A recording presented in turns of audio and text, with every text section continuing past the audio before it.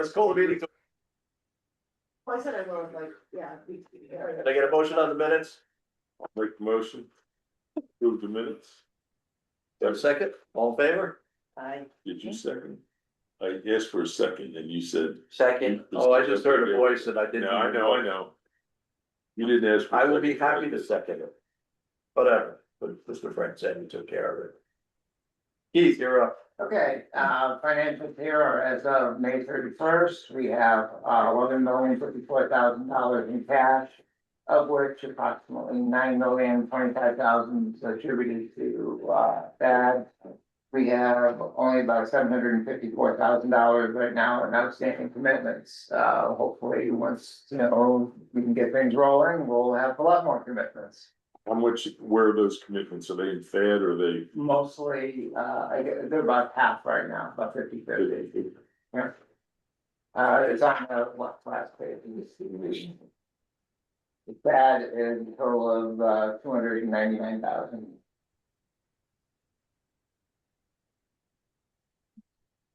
And we paid out the O&M receivable from Westchester for 2023. We're still waiting for, I guess we're still reconciling, we're still reconciling a piece with the 2024 O&M, Melly. I think that was. I am, I think, That's pretty straightforward. yeah, I recently got an email about that, we're gonna come to 2025. So I'll try to get that up to you guys pretty soon. Okay. The only other thing I have, as an update is, I think we mentioned it in the prior, I don't recall, the auditor had brought up the fact that, the 401k plan that we have was not, couldn't find how it was put into the board, when it was approved. Well, you're talking about a long time ago. Long time ago, this is 2021. I may have some documents. Yeah, well, we have most of the documents from Which ones from are they back missing? then, but Because I we're, wasn't following the Yeah. minutes. but there's, the 401k match that the company makes doesn't match what the original, 401k documents are. And we're looking to see where the change was made and how that was done. Well, that was a resolution or something by Right, the board. yeah. Yeah. So have we not found the resolution or?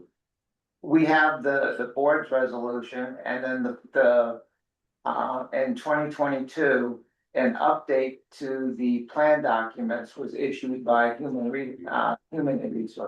interest. And Warren, we signed those updated documents and that changed somewhere in that they gave us the ability to change our contribution ratio. Did I not So- send them in or did they not get sent No, in? they're signed, Okay, they're sent in. so, Those were done. And in the October, when I did the October budget, the board approved a change in the 401k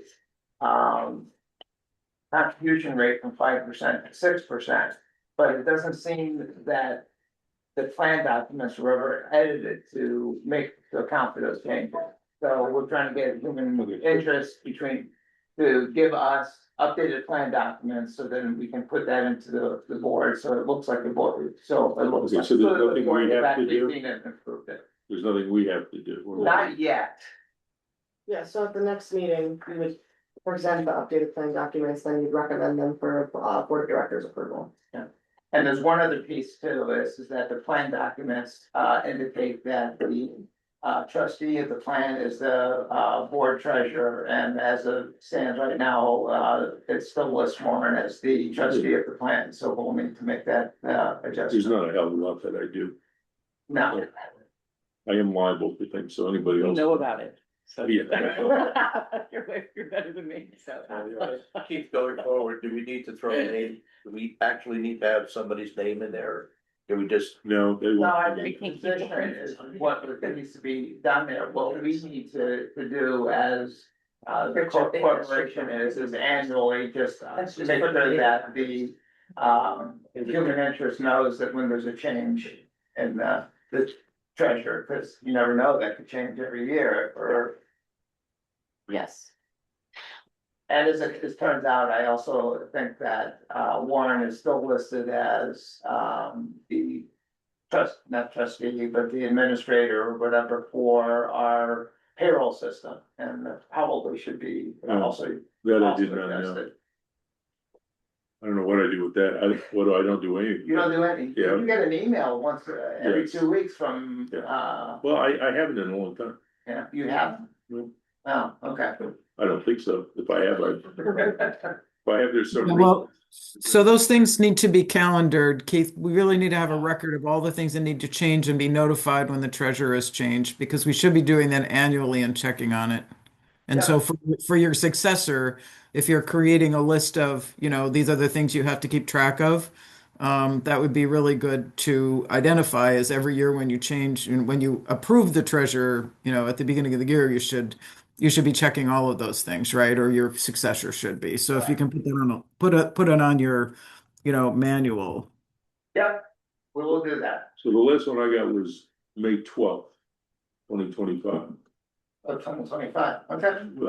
When did you become treasurer? You don't get them there? May 13th, 2025.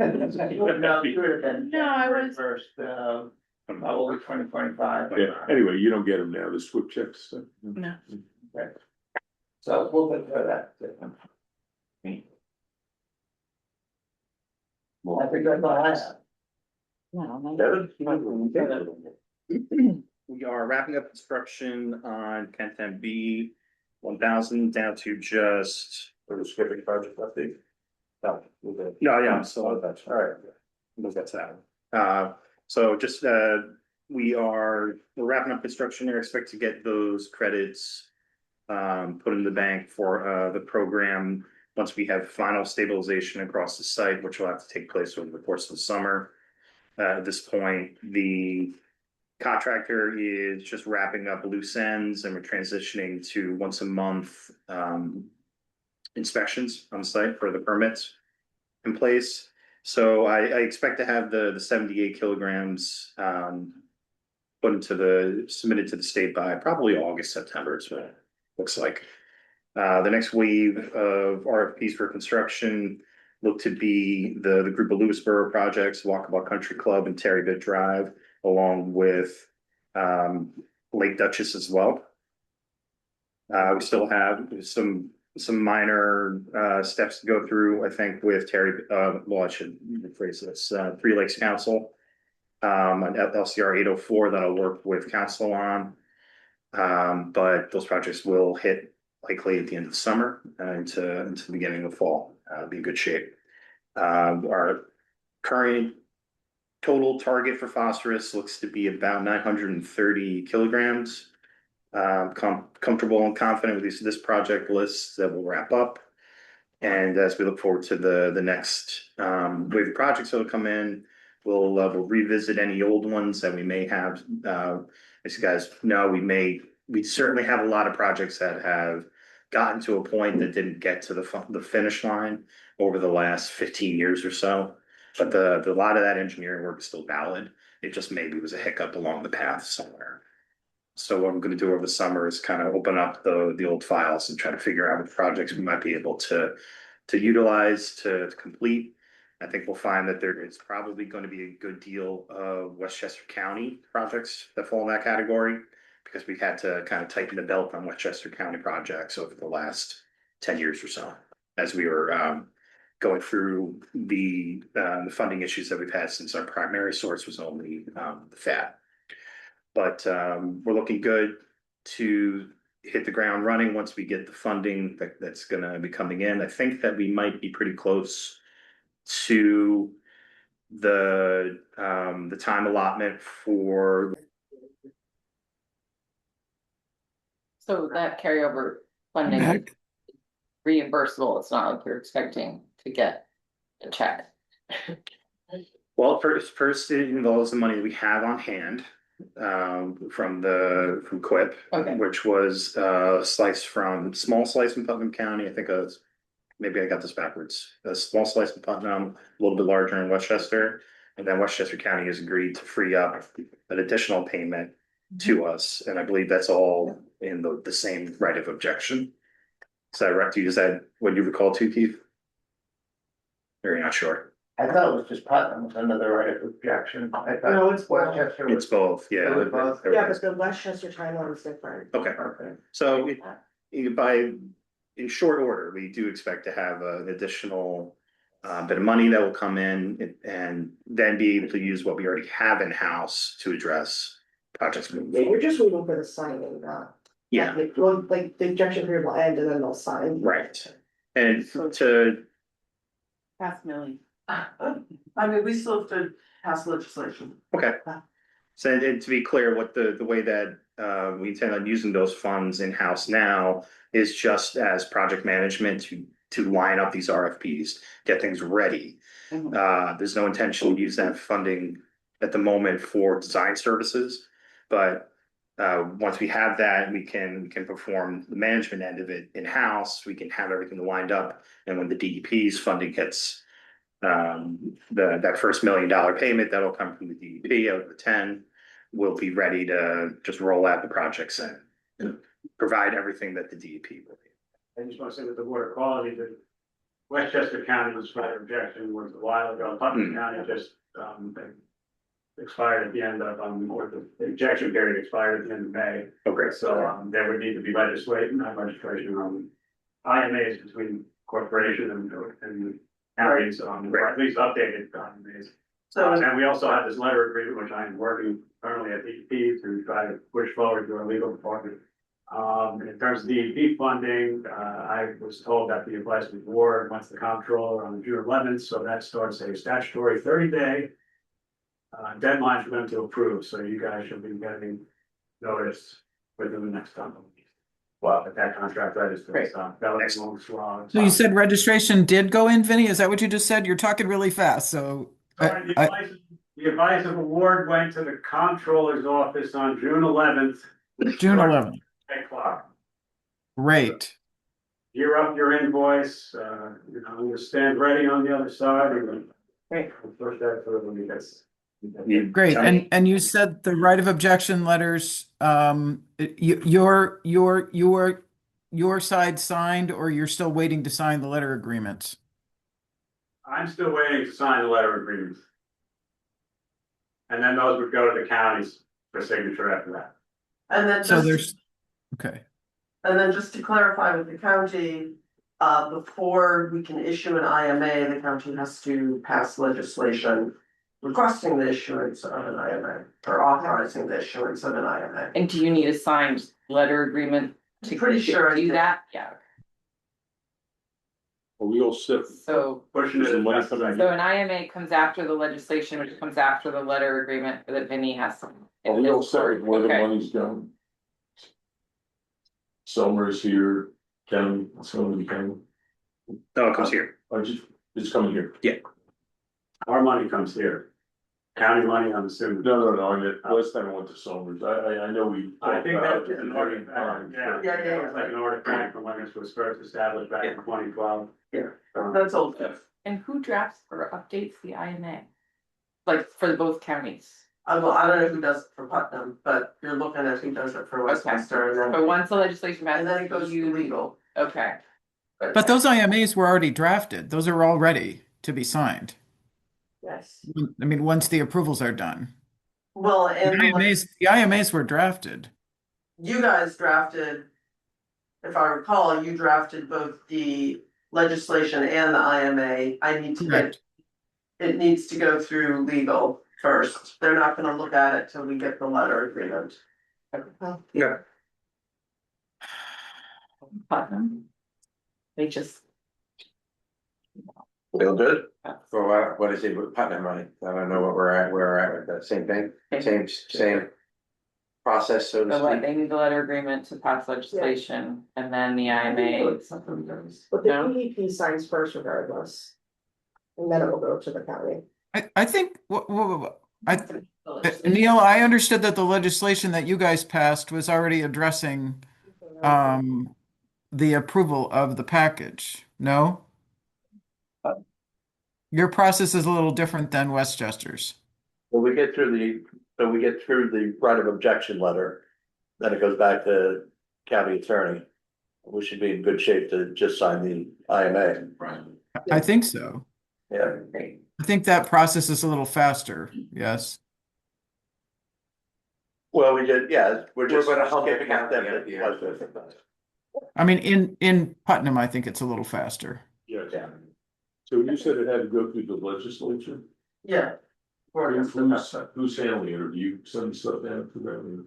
I'm the one who ushers it through Okay, and with legal. Great. Okay, so that's the momentum, if I hear correctly, which is great. Yeah. So we'll make sure that we've got that first budget and go through, I'll discuss it with the DEP team to make sure that we have everything that we need lined up correctly. And Keith, Linda and I will make sure we get that budget to account for that first payment so that we can get that money freed up ASAP, and it'll hit the ground. Good. Yep. All right. Agenda item 4, I am recusing myself on. Ellen, you're in charge. Hi. There, agenda number 4, a change order with Kent's MD 1000. Yes. before you, is this the one you're starting? Kevin? So this is a resolution to approve change order number 2 for Insight Engineering for Insight is our construction administration for the project. This, as I mentioned in the project update, the project's at the point where we're at final stabilization. We're entering once a month inspections. Expect that once a month inspections to take, I think it's about 3 months. We're thinking, September, October for wrapping that up. This is to cover the expenses that Insight, using the original response to the RFP, what they expect to spend in once a month inspections moving forward. Is to meet all the permit requirements from the DP in New York State. So the monthly inspections are a requirement. So it's an increase of $7,200.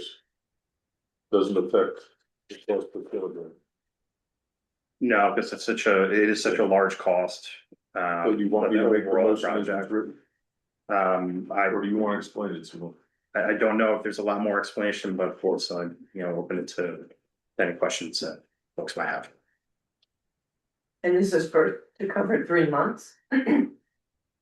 That's what I So recall. 3 I'm gonna double check monthly again. inspections. Sorry. I mean, my handwriting's not good, like this is real hard. So it's to continue the twice weekly inspections until everything is stabilized by the end of the month, this month. So we're very, we're certainly very close to that already. Then transition to monthly inspections until all areas are permanently stabilized. So I had in my head that it was 3 additional months. For 7,200, it might be, that sounds like a lot of inspection. Yeah. For 65. It says excluded as with 3 additional months, it says right on here on the letter from Insight. Second line. You're aware the construction related service contract above includes 6 months duration.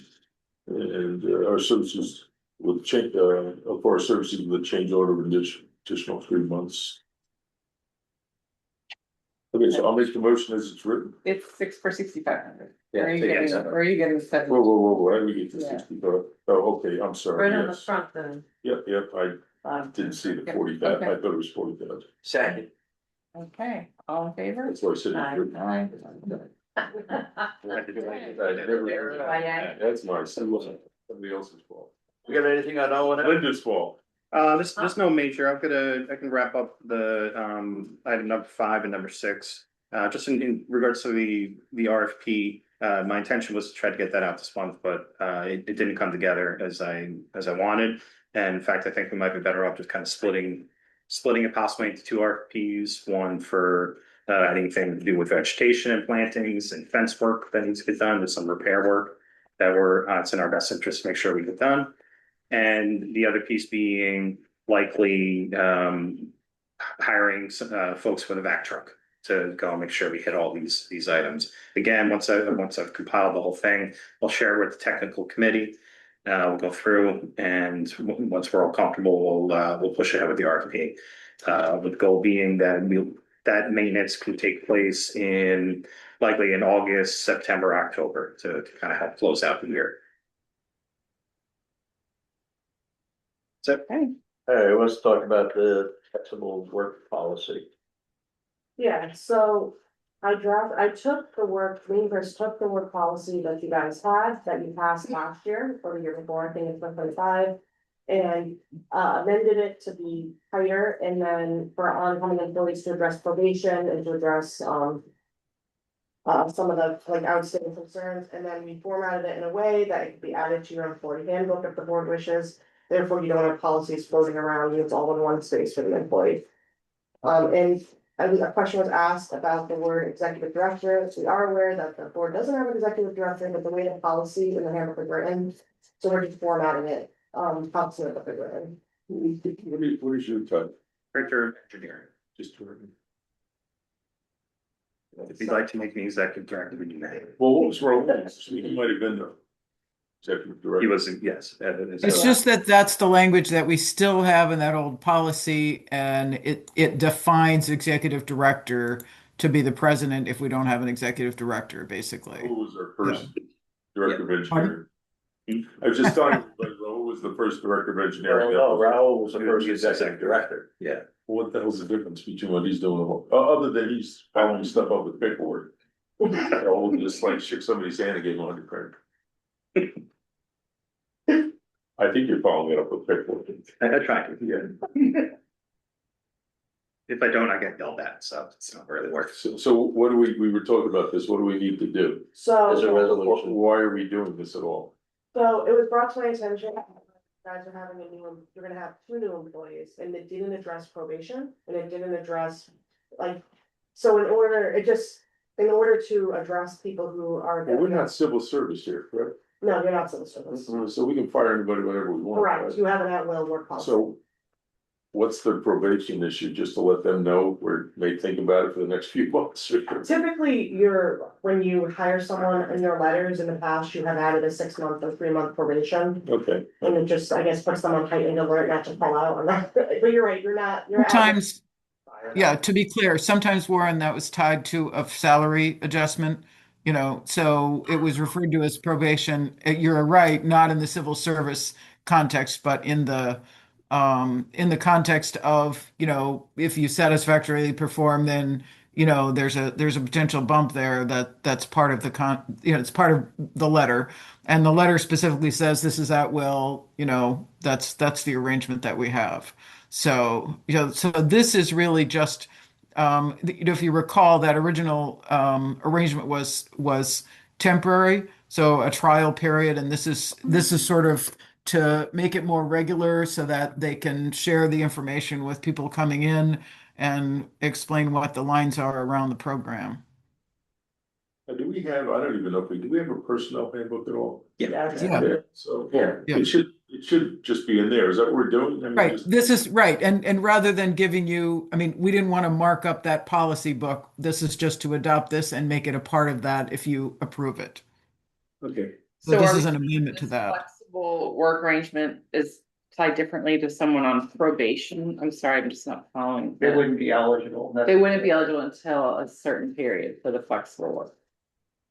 I'm not finding it in here. Yeah, and are we Just reading. saying how many months probation is? So the letter that they get will address probation, and then this policy says you need approval, so all employees are going to need approval from the executive director.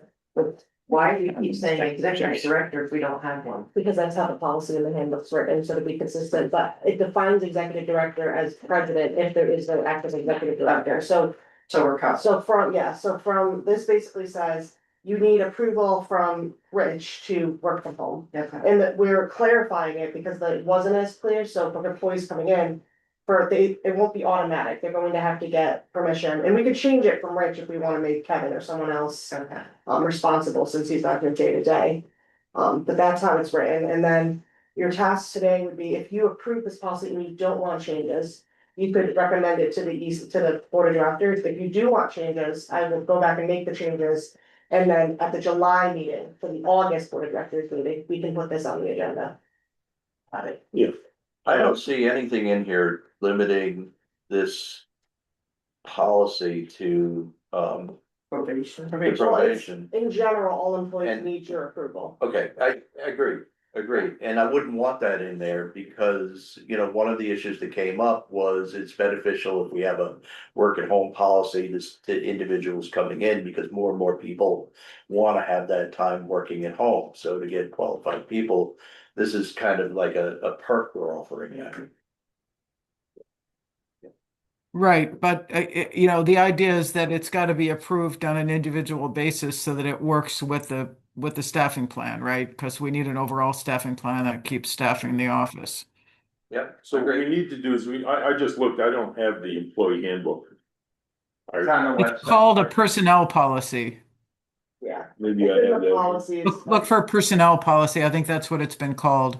I'm just looking on my, so we probably should, have you gone back through and made sure everything there is good, up to date? I mean, does it talk about the 401k and all the other stuff in there? So Yeah. It does talk about the 401k, but we specifically did not put the dollar amounts in that policy because the policy says the board can change it from time to time. So the 401k, just like your health plan, you know, the policy shouldn't try to recite what those are. It should say we have one and, you know, talk to the finance director about how that particular plan is working because you guys can change these things from time to time.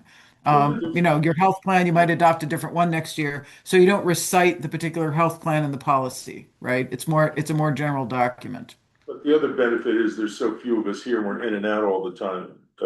It wouldn't be a bad thing to have it all in one spot. It's not a big deal to change it.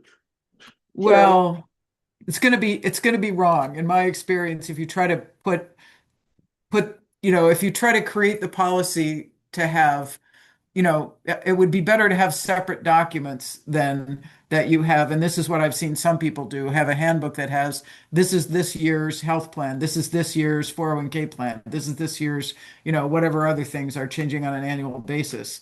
And then you have a manual that has the base policy in it with, you know, the sexual harassment policy and procedures and things that don't change as a matter of course, right? So you can make a handbook that consists of those things if you want to. When was the last time we actually looked at the handbook and went through it? Because I haven't. You know, word for word, probably a couple of years, Warren. Oh, probably- well, yours is good.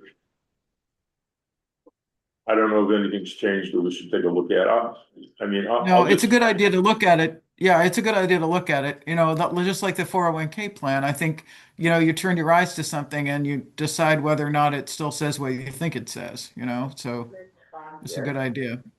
We do continuously amend it, so, Are you gonna amend it with this new policy? yes, and then this will, yes, and then this new policy, but we haven't been, we've been piecemealing amendments, so we haven't got a full. overview. Yeah, I mean, you know, it's an easy thing to see if there's any rules or regulations that have changed that we need to reflect in the plan. Sure. So, I mean, that could, if the board wants to go that way, we could go back and edit the policy. No, you can just do that. I mean, it's as easy as giving it to ChatGPT, and there's one of them that's saying, here are all the New York. Don't feed, New York State don't feed the regs." machine. Huh? Don't feed the machine. Think you're on your own. The thing says here, a portion of their work week. Do we want to define what a portion is? We went One back day, and forth 2 on that a long time ago. I don't know what did we end up What's with? portion mean? We, My portion is 38 hours. I'll come in for 2. in the individual policy that we adopted, I think it was, as Chris brought up, that we have a basis for maintaining staffing in the office. That it's so it limited at that point to no more than 2 days per week. I think it's 2 days per pay period. Hey, but no, it's not No? 2 days per week. Okay. Cause Corey used to do 2 days, without days each week. Okay. We had a big You have to discussion about it. I don't remember, you know, it's. And I mean, we tried not to have specific dates in here or numbers of days. We tried to allow some flexibility so that within the group of staffing, as small as it is, you know, you could figure out, you know, what flexibility you have to have, you know, to be able to, you know, work from home. And I also added something to make it clear that you could have a, you know, authorization for occasional use to accommodate weather, medical, family, or whatever, so that, you know, there are situations in which maybe somebody doesn't have a regular Monday working from home, but maybe they have an occasional, a recognition that they're, they can take their stuff home and work home from home occasionally, if the situation demands it. Again, as long as they have the staffing covered. Someone has to be, is unable to travel for medical reasons for a number of days or a week or something like that, they'd be able to work from home during that time period. I mean, again, if that's approved, I think it's important that everything is, it's not at the discretion of the employee. It's a program that's been approved, by the president so that there's an understanding of what the staffing is going to be. But Right. we only have 4 employees and we need. Exactly. Right. We need flexibility, so. You have 4, but 2 will be new and they may be coming in with different expectations, right? Sharon? Understand, 2 but that understand what's going on and go with it. You're gonna have 2 new ones who may be more demanding and may cause grief. So do you want to tighten this up a little more is all I'm getting at, that's all. You have the opportunity to do it now. you have a little Well, more. but I think, I don't know that with a limited number of people, I don't know that you want to say you can only have this many days. I think it would be better to have somebody, be, in a situation where they say, I want to work from home 4 days a week. And if that doesn't work, just flexibility wise, then it doesn't get approved. It also can be changed. Right. Right. Mhm. Yeah, you can Right. automate. Right. But this gives that you could have 4 different people on 4 different schedules, one person can have 2, one person can have 4, I mean, maybe for seniority that makes sense, or if they're on sites, it makes more sense. Depending on the job description and how long they've been here.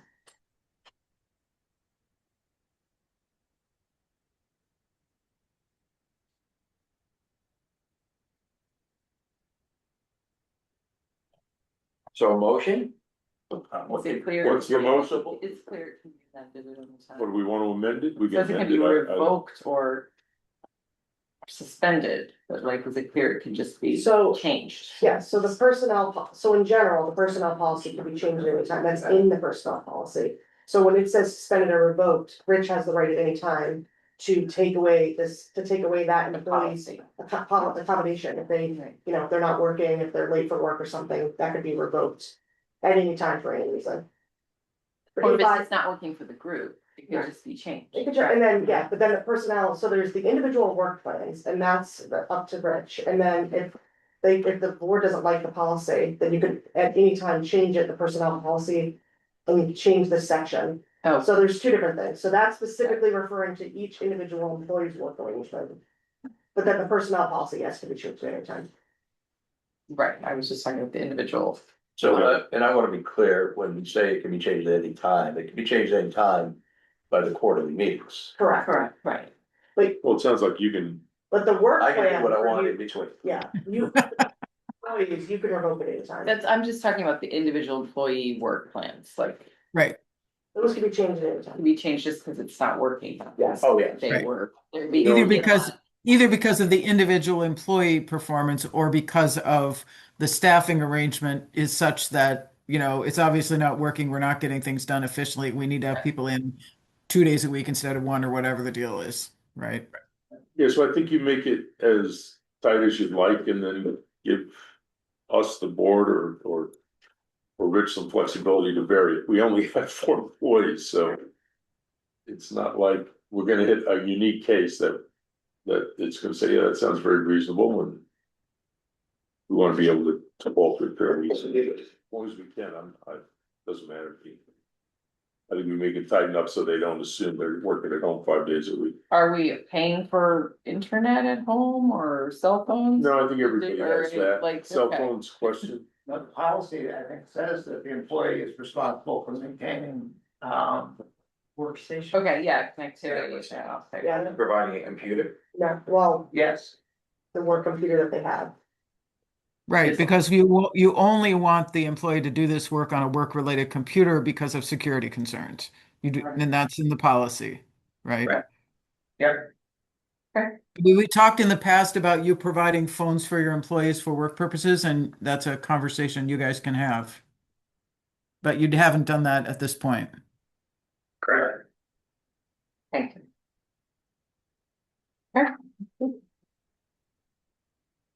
So an employee accesses the computer here through their internet, right? Yeah, there'd be. No, It's a VPN, it's a whole VPN, They bring the computer that we have in the office, but they bring home. right, they go through their internet, so it has all the firewalls and all the protection it needs to have. And that's the important part. Anybody want any changes or somebody wanna make a motion? Motion is Making a motion on, exactly. So we have the resolution to adopt flexible work policy in the packet, and basically what you're doing is you're recommending it for the board of directors meeting in August. You made a motion, Rich? Motion is written. I'll second. All in favor? Aye. Okay, 2027 bad. June 11th, Kevin and I met with Patrick Palmer from the State Health Department and Kelly Lynch from EPA Region 2. They talked about the 2027 FAD. They are starting revisions on the new FAD agreement. This comes up every 5-10 years. The last one was about 10 years ago, though they've done some things in between. They're planning on having meetings over the summer with stakeholders. You should all be aware of that. There should be some meetings announced very shortly. During our meeting, he said they were gonna be coming out in a few weeks. Haven't seen anything yet. With the intention of having a draft FAD for April of 2027.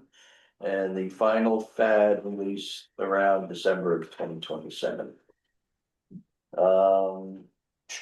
What else? We talked about a whole lot of different things. One of the things you should all be aware of that came out was the DEC has been looking at the ambient water quality standards. And they are looking to reduce those for the lakes and reservoirs, which is probably gonna raise the bar for us. Why would that raise the bar for us? So instead of having to meet an in-lake phosphorus concentration of 20, That'll be 10. UGL? yeah, it's gonna go down to 17.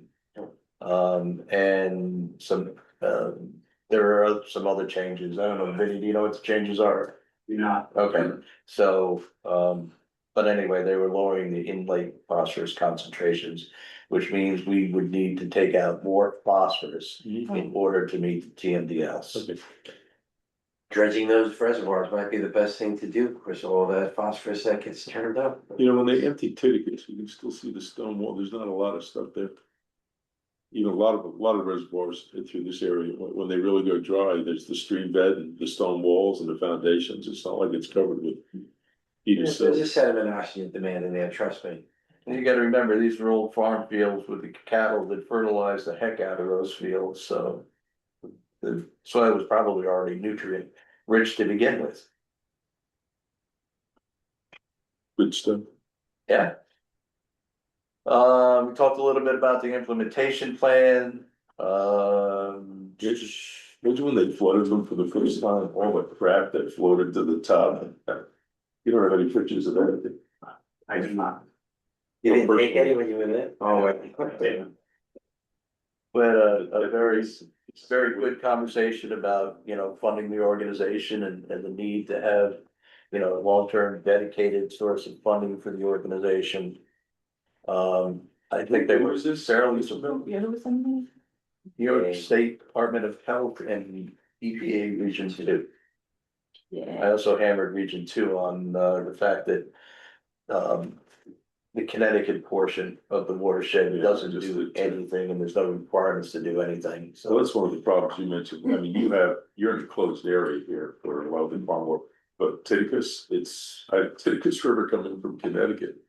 And you look at the border and you know it's gonna end up in the reservoir. There's nothing, they don't care. They don't do a damn thing. So it's a problem.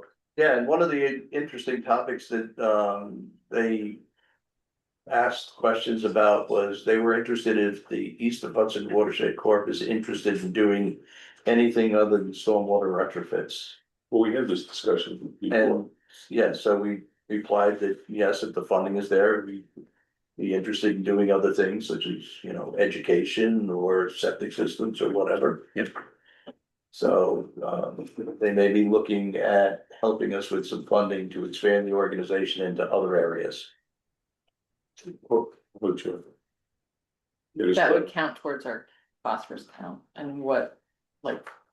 How would we measure if we were spending the money on education? Well, that's a $64 question. Okay. So there are programs out there that people use to measure what the anticipated phosphorus reduction would be for education and other things. Mhm. You know, I mean, is it provable? Probably not, but. You know, there are all these programs out Individual there. MS4s meet some of the MS4 criteria, so it's meeting now. You know, it's that balance of, yeah, you have phosphorus, but then if you're educating people and getting information out, so it helps those MS4s, so. Yeah, Okay. and that's, you know, some of the harder things that the MS4 communities have, right? Yeah. Is, you know, steps 1 and 2. You know, we're talking just about phosphorus, I guess, in general, a little bit here. I sent a note over to Mike Myers a while ago, also Tom Snow, back in March, actually. They're doing it's a flood study, it's an outlet study on Peach Lake. It goes through about 3/4 of a mile of Peach Lake Swamp, Cedar Swamp at Public County Land Trust owns Bear Mountain property. And it goes over under Cobb Road, then it goes into the East Branch Reservoir. Our Peach Lake sewer plant is on that brook, right? So we have a speedies permit that they look at. And we're allowed to put 200 UGL of phosphorus in. We try to keep it around 100, that's what the DEC looks at, stuff. But 200 is our number, which is pretty ridiculously high number. A couple of years ago, it was very vegetated to the point where, you know, I think in 2018, to do for Cobb Road, which is 3/4 of a mile to Peach Lake, it took me 20 minutes to canoe it. In 2021, it took me 4 hours. That's how much. I mean, it was the amount of vegetation was ridiculous. So when we started studying, there's a bunch of different things, but one of the things we looked at was the speedies permit. And as soon as I realized what we were doing, because it's an intermittent, it's a swamp, right? It goes into the swamp, and during August, it doesn't even go over Cobb. Phosphorus 50-60,000 gallons a day of this stuff just goes into the swamp. Then you get a good rain, of course, it goes into the reservoir and everything else. So I just had him I use 2 gallons more of alum a day, and I have it down to 10 UGL. And we've been doing that now for 2 years, maybe a year and a half. But it cost me about a gallon, about $5 or $6. It cost me. It doesn't cost me much money, right? It's about $10 a day. It's about $4 grand or so. And I'm removing 4 kilograms of phosphorus for $4 grand. And I looked at the one in the southern part of my town that goes into, they call it Lake Candle, which is really a big pond. They're allowed 500 UGL. Same thing, during August, it doesn't go over the dam of the pond, it just all goes in the pond. It's solid duckweed straight across the thing. And they need to look at all of their species permits. Because they're putting them in as if it's a river, and these intermittent streams are not. And we're loading the phosphorus up. It's really ridiculous. On one side, we're supposed to be taking it out, and the speedies permits are allowing us to. But they can look at all the Westchesters, they can avoid pattern, because we are getting hammered every day, so we have limits of 5 already. So I don't know why they made you, when you built Peach Lake a handful of years ago, it's relatively new. Yep. Why they made it 200, I'll never know. Yeah. But, because they should have had that down to 5. It's 0.2. What's that? It's 0.2. What's that? It's 0.2 milligrams per liter. For, Yeah, well, I know, but. 200 UGL. Yeah, UGL, right, I get it, but I Yeah. mean, it's still. So, but that's what the state requirements are for the discharges that are doing. Yes, but my point is, You can't get it lower, yes. I guess. you can get it. You can get a lot, 20 times lower. Yeah, but most of us, especially in Putnam, our plants are working right on the limit. Right. Different, they did, yeah, so they What can is look our- at it all they want, they're gonna come back with stringent rules. This is gonna cost more money and it all goes to the taxpayers, so. And when That's how it works. you start exceeding those because of issues operating the plant, all of a sudden you're getting fines. Well, So, it's an easy thing to my point is it costs nothing to take it out before you put it into the system. Relatively speaking.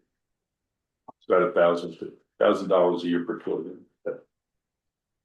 Kevin, you got anything to add for the meeting? And that's in the stream, right? I think you touched on it, but I know what Pat was asking was whether or not it's worth having, rather than individual stakeholder meetings, holding one larger one where everybody could just come together and have a venue where they could sit with him. I don't know, and we certainly would offer up the building here as a place that can be utilized downstairs, if that's something that you guys would want to do. But I think he was still trying to feel out whether or not it's in the best interest of meeting with individual towns and getting that input, or holding more of a town hall. Well, they were talking about having, the one big meeting and then asked how big do you need the room? And he said the last time they tried to do this, there were like 5 people showed up and across the river, 1 person showed up. Yeah, So so he doesn't really know how, what scale. this is the PAC from the State Department of Health looking at the filtration avoidance determination. Yeah, I think otherwise you hit on all the highlights that I had in my notes. All right, and that's gonna lead into the next thing. The River Keepers reached out to the organization. They are interested in having a meeting. I sent it out to everybody else.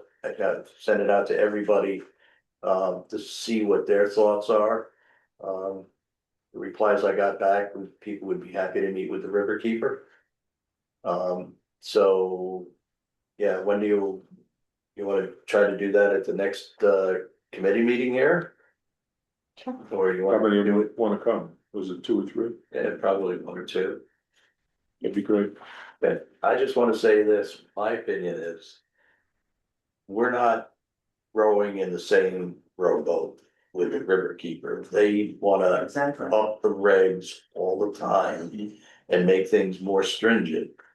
And that's just gonna hurt us financially. I believe that was my comment back when you asked. Yeah. And that was my concern, that we're just not on the same page. I mean, if we can help each other, fine, but if it's gonna cause us more. So I met with them and the Clearwater Sloop many years ago. We were doing some amicus briefs and stuff with them on things. And you just tell them this is, we know what their area of interest is, or they'll tell us, this is ours. If we intersect, it's great. Otherwise, we're not gonna agree. Right. It's, Yeah. and they get it. Our comments on the implementation plan, we were very concerned about the plan and what the cost was gonna be and.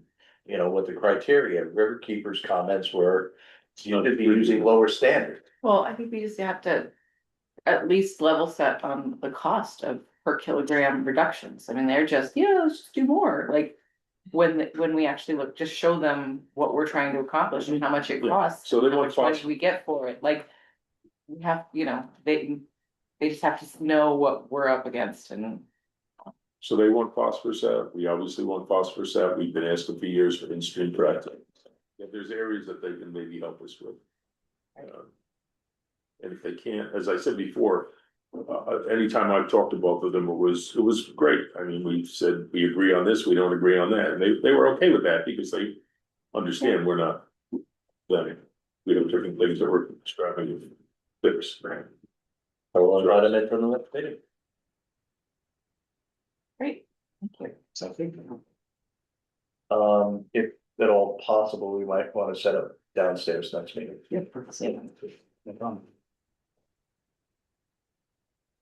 Any other business? I took some pictures and sent them to everybody here. I find that nobody on my town board knows what in God's name we do here. They're not even sure what we do here. I mean, they're not even sure what East Hudson does. People in town don't. It'd be nice if you said, I'm in an East Hudson meeting, we're working on this type of stuff. Pictures sometimes help, but it'd be nice if we talked about it. Well, we talked about doing a press release about Isn't a that your project, or the responsibility? project. Isn't that your responsibility To do what? to inform your board? Oh, yeah, my board knows, but they have no idea. Really, that how often we have meetings and things of that nature. I don't. You could, Throw it in the public. I could tell my board every single meeting what this is, and they will not understand it. Yeah. Doesn't Like in one ear and out the other, I mean, it's really hard to understand. They're just happy I go and whatever, Yes. But I do think putting some pictures of some projects and some explanation in a press release and like actually getting out like I would say. tangible, these are what these projects look like, and this is what it does, might be helpful. Sure, it's a good idea. Yeah, We could look into, as we move forward, tying, a photo opportunity to the signing of an installation agreement. yeah. Anything like that, to get Figure that out. some information out A few there. of us could come and, I mean, the average person in the area isn't gonna care, but at least we can use those things back at home to say, these are the types of things the organization does. Take a few of us out to a project that's been completed. yeah. Yeah. We're saying, Shall be great. let's do that. I'll make sure somebody mows first. Okay, great. No takes. If it's a golden shovel, can I be? Oh, we have so I many. can put you front and center. Perfect. Definitely. Careful what you wish for. So our fabulous collaboration with our counties and the DEP, great it is. You need a hard hat too. Right. Well, look at the ones in my town, I've never taken a picture near it. It's kind of a missed opportunity, Yeah, yeah, although there is a Let's picture do one that. on the website. it's good time scheduled and get fire out this. Sounds good. Okay, Motion to adjourn. Second. All in favor? I. Thank you all for coming. Did have, Number. did have Thank- something.